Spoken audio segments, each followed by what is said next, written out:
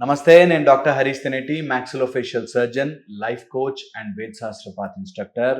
Meditation నేర్పిస్తూ ఉంటాను. చాలామంది మమ్మల్ని మెడిటేషన్లో బోలెడు క్వశ్చన్స్ అడుగుతారు. ఇవి అన్నీ అండర్లైన్గా చూస్తే ఇన్ని క్వశ్చన్స్కి గల కారణం ఇంత నేర్పిస్తున్నా, ఇంత చెప్తున్నా, ఇంత ఆవేశంగా అందరూ మారిపోవాలి అని చెప్తున్నా, కొంతమంది స్టిల్ కాన్ఫిడెన్స్ లేక, కొంతమంది ఇంకా వాళ్ళు చేసే తప్పుల మీదనే మెడిటేషన్లో కూర్చున్నా కూడా నాకు అవ్వదండి, నాతో కాదండి అని తప్పుల మీదనే ఫోకస్ పెడతారు. వాళ్ళు ఎప్పుడో చేసేసిన తప్పు, ఎవరో చేసిన తప్పు, మా ఆయన ఇట్లా, మా అంకుల్ ఇట్లా, మా బాబాయ్ ఇట్లా, ఇవే అన్ని మా ఆఫీస్లో వాళ్ళు ఇట్లా చేశారు. ఎప్పుడూ ఫోకస్ అంతా మిస్టేక్స్ మీదే పెట్టే వాళ్ళ గురించి మాట్లాడుకుందాం. మిస్టేక్స్, తప్పుల మీద ఎవరైతే ధ్యాస పెడతారో వాళ్ళ జీవితం తప్పుల తడకైపోతుంది, ఎప్పటికీ మారరు.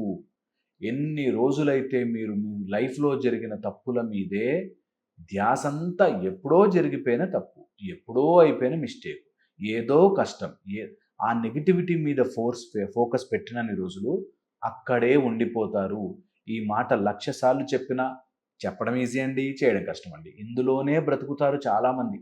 నేనంటా, ఒక్కసారి ఆ మాట అనేశారు కదా, 1,00,000 సార్లు అనేశారు కదా, మీ జీవితం ఏం బాగుపడలే కదా, ఒక్కసారి దాన్నే పాజిటివ్గా మార్చండి. దాన్నే మీ ఫోకస్ అంతా కూడా ఇంప్రూవ్మెంట్కి మార్చండి. మీరు నా ముఖం, నా కర్మ, నేను ఇంతే, నా లైఫ్ ఇంతే, మారరండి, మా ఆయన అస్సలు మారడండి, మా మా పిల్లలు మారరండి అని అనుకునే కంటే అదే టైంలో రామనామ జపం చేసుకున్నా బాగుపడిపోతాం. ఈ విషయాన్ని మీరు అర్థం చేసుకుంటే వెరీ వెరీ ఇంపార్టెంట్ థింగ్స్ చెప్తాను. మీ లైఫ్ని ఇలా నించున్న చోట నుంచి భూమి కదిలించేస్తున్నవి 2 భయంకరమైన విషయాలు.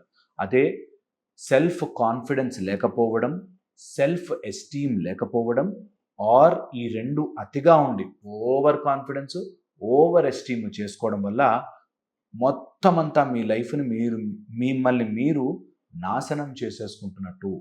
అందులో ఫస్ట్ వచ్చేసి సెల్ఫ్ కాన్ఫిడెన్స్. నీ మీద నీకు నమ్మకం లేకపోతే, ఎవరైతే వాళ్ళని వాళ్ళు నమ్మరో దేవుడు కూడా వాళ్ళని నమ్మడు. ఓకే, అందుకని మిమ్మల్ని మీరు నమ్మడం, మిమ్మల్ని మీరు కాన్ఫిడెంట్గా ఉంచుకోవడం చాలా ఇంపార్టెంట్. మిమ్మల్ని మీరు ఎప్పుడు నమ్మగలుగుతారు? సెల్ఫ్ కాన్ఫిడెన్స్ ఎప్పుడు వస్తుంది? కాన్ఫిడెంట్ అనుకుంటే రాదు. కాన్ఫిడెంట్గా చేయగలిగిన వాటి కోసం మీరు పెట్టిన ఎఫర్ట్ని బట్టి ఉంటుంది. 99% సెల్ఫ్ కాన్ఫిడెన్స్ లేని వాళ్ళు, అన్నిటికీ నాకేమవుతుందో నెగిటివ్ ఆలోచించేవాళ్ళు, సెల్ఫ్ కాన్ఫిడెన్స్ లేకపోవడం ఎందుకు అంటే, చెయ్యాల్సిన టైంలో చెయ్యాల్సిన ప్రాక్టీస్ చేయక ఆలోచనలో ఉంటారు. ఒక అబ్బాయి 2 సార్లు ఇంటర్వ్యూ ఫెయిల్ అయ్యాడు. ఇంటర్వ్యూకి వెళ్ళాడు, అన్నీ బాగున్నాయి, ఇంటర్వ్యూ ఫెయిల్ అయ్యాడు. అందుకని ఇంటర్వ్యూలో ఫెయిల్ అవుతాను అని ఫిక్స్ అయిపోయాడు.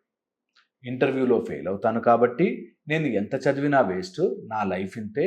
ఎందుకంటే నాకంటే ఇంగ్లీష్ రాదండి, నాకు వాళ్ళు ఎవరినైనా చూస్తే భయం వేస్తుంది, లాస్ట్ టైం కూడా వాళ్ళు అట్లాగే చేశారు అని చెప్పి ఏదో తెలియని భయాన్ని ఇక్కడ నేర్చుకునే టైం అంతా ఏం చేయొచ్చు? కాన్ఫిడెన్స్ రాలేదు, ఇంటర్వ్యూలో ఫెయిల్ అయ్యాము, ఏం చేయొచ్చు?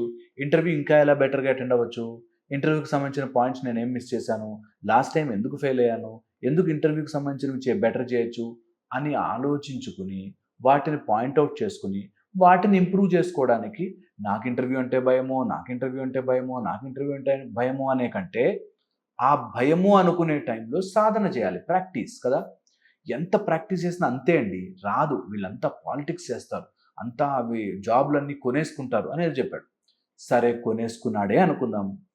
నువ్వు చేయగలిగింది ఏముంది? కొనేసుకున్నాడో అనుకున్నంత మాత్రాన కొనుక్కునేవాడు ఆగడు, నీ లైఫ్ అయితే ముందుకెళ్ళడం ఆగదు కదా. దాని బదులు ఇంకొక ప్రయత్నం చేస్తా, మనస్ఫూర్తిగా చేస్తా, దేని గురించి భయపడను, ఫుల్ కాన్ఫిడెన్స్తో చేస్తా. ఆ కాన్ఫిడెన్స్ రావాల్సిన నాలెడ్జ్ని, స్కిల్ని పెంచుకుంటా.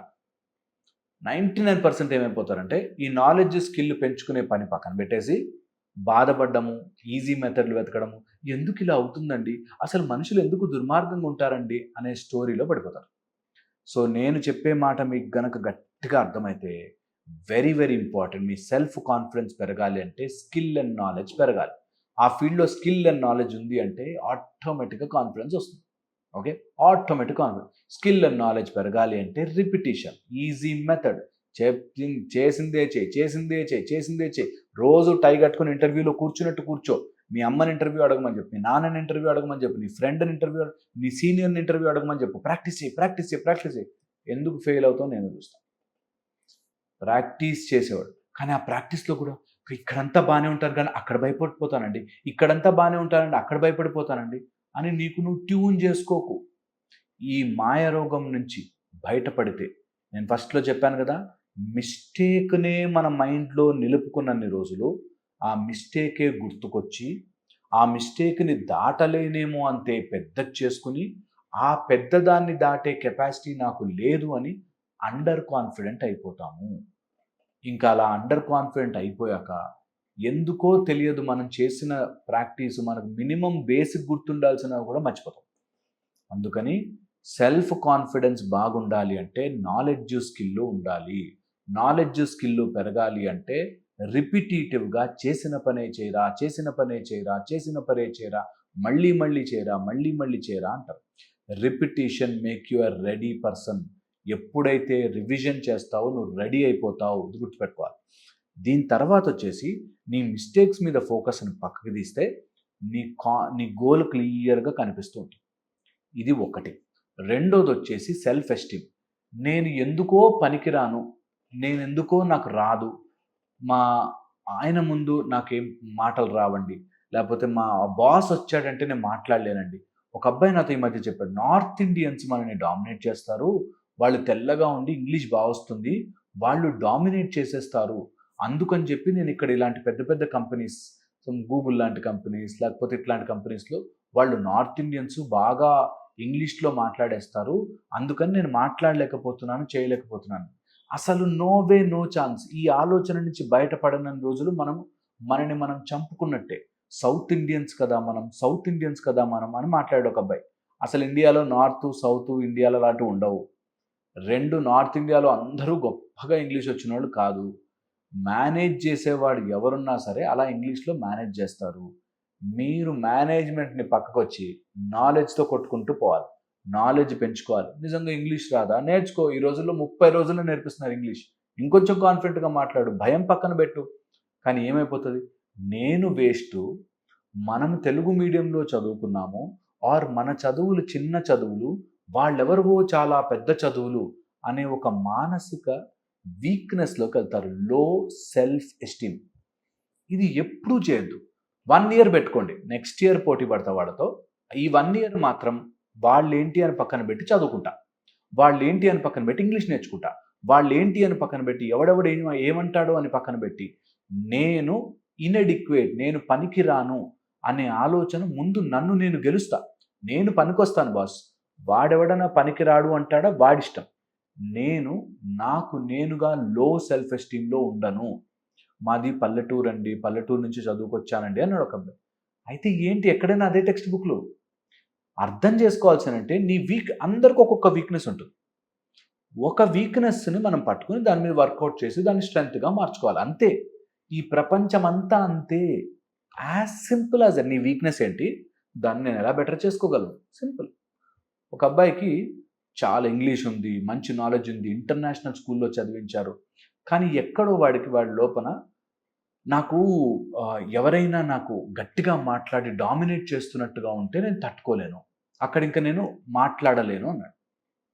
నిన్ను నువ్వు డామినేట్ చేస్తే తట్టుకోలేవు కదా, దాని మీద వర్కౌట్ చేయి. ఎవరైనా డామినేట్ చేస్తే ఏం చేయాలి, ఏమేమి ఉంటాయి పాయింట్స్, ఎలా మాట్లాడచ్చు, వాడిని గొడవ పెట్టుకోకుండా ఎలా ట్యాకిల్ చేయొచ్చు, ఎలా దాన్ని ఈజీగా స్లైడ్ అవుట్ చేయొచ్చు, ఎలా వాళ్ళకి ఎక్స్ప్రెస్ చేయొచ్చు, నేర్చుకో.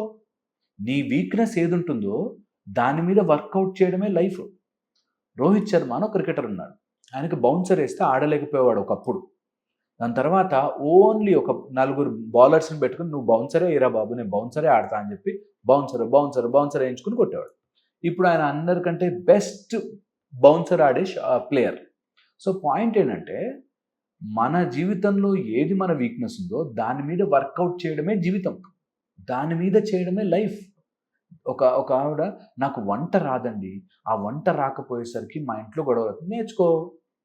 నేర్చుకో, సింపుల్. ఈరోజు రాందేముంది, లైఫ్ టైం పట్టచ్చు. మొదట 5-6 సార్లు చేసినప్పుడు అయ్యో ఎంత దరిద్రంగా ఉంది అని తిట్టచ్చు. Be prepared for it. ఏం కాదు, అందరు మెచ్చుకోరు ఎవ్రీ టైము నీ లైఫ్లోకి అందరూ మెచ్చుకుని నిన్ను ఎత్తేవాళ్ళు రారు.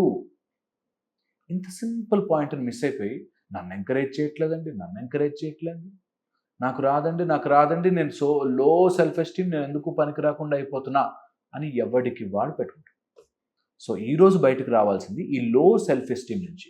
దేనివల్ల నాకు లో సెల్ఫ్ ఎస్టీమ్ ఉంది, నేనేం చేయలేకపోతున్నాను, దీన్ని ఎట్లా ఇంప్రూవ్ చేయొచ్చు? సింపుల్. దీన్ని గనక మనం అభ్యాసం చేస్తే మీ మిస్టేక్స్ని మీరు తలుచుకుని, ఒకప్పుడు నాకు తెలుగు రాలే, నాకు ఇంగ్లీష్ రాలే, చెప్పలే అదేదో కాలే, మా ఆయనతో మాట్లాడలేకపోయినా, ఎవరిని డామినేట్ చేస్తే తట్టుకోలేను అన్నవి రాసుకుని మిస్టేక్స్, ఓకే వీటిని పక్కన పెట్టి దీన్ని ఎలా ఇంప్రూవ్ చేయొచ్చు అని ఇంప్రూవ్మెంట్ మీద ఫోకస్ పెట్టండి. ఇది ఎవ్వరూ చెయ్యరు మీకు, మీరే మీ లైఫ్ని మీరే సెట్ చేసుకోవాలి. ఎవ్వరూ మీకోసం చేసి పెట్టరు. మా దగ్గరకు వస్తే ఒక యంత్రం ఇస్తామేమో, ఓ మంత్రం చెప్తామేమో, కళ్ళు మూసుకుని మెడిటేషన్ చేసుకుని టెక్నిక్ చెప్తామేమో, కానీ దాటాల్సింది మీరే. ఇది గుర్తుపెట్టుకుంటే తొందరగా మీ లైఫ్ బాగుంటుంది అండ్ తొందరగా మీరు గెలుస్తారు. గెలిచాక ఆ వీడియో చూసి మారాను సార్ అంటే నేను సంతోషపడతాను. ఓకేనా? హోప్ఫుల్లీ నేను చెప్పింది మీరు ఆలోచిస్తారని. మళ్ళీ ఇంకో వీడియోలో కలుస్తాను.